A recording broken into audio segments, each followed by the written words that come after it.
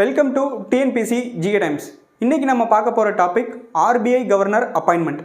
இந்தியாவோட 26th RBI கவர்னராக சஞ்சய் மல்ஹோத்ரா அவர்கள் நியமிக்கப்பட்டிருக்காரு. இவர் அடுத்து வர 3 ஆண்டுகளுக்கு பதவியில் நீடிப்பார். இப்போது ஆர்பிஐ கவர்னர் அப்பாயின்மெண்ட்டுக்கான நடைமுறையை பற்றி பார்க்கலாம். Financial sector regulatory appointment search committee அப்படிங்கிற குழு ஆர்பிஐ கவர்னர்களை தேர்ந்தெடுக்கிறாங்க.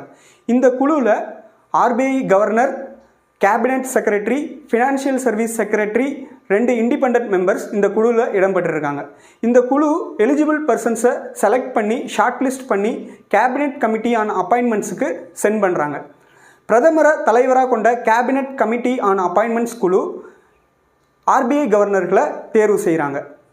இதுதான் ஆர்பிஐ கவர்னரை அப்பாயின்மெண்ட் பண்ணுறதுக்கான நடைமுறை. அடுத்து ஆர்பிஐ கவர்னருக்கான டென்யூர். ஆர்பிஐ கவர்னரோட அஃபிஷியல் டேர்ம் 3 இயர்ஸ்.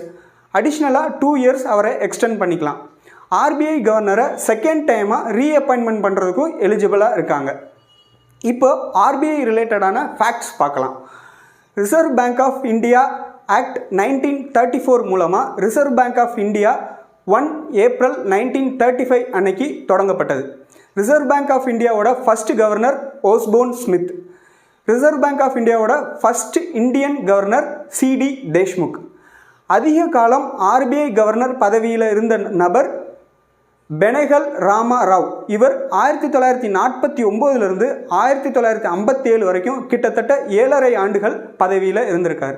அடுத்ததாக அதிக காலம் ஆர்பிஐ கவர்னர் பதவியில் இருந்த 2வது நபர் சக்திகாந்தா தாஸ். இவர் 2018 2024 வரை கிட்டத்தட்ட 6 ஆண்டுகள் பதவியில் இருந்திருக்கார்.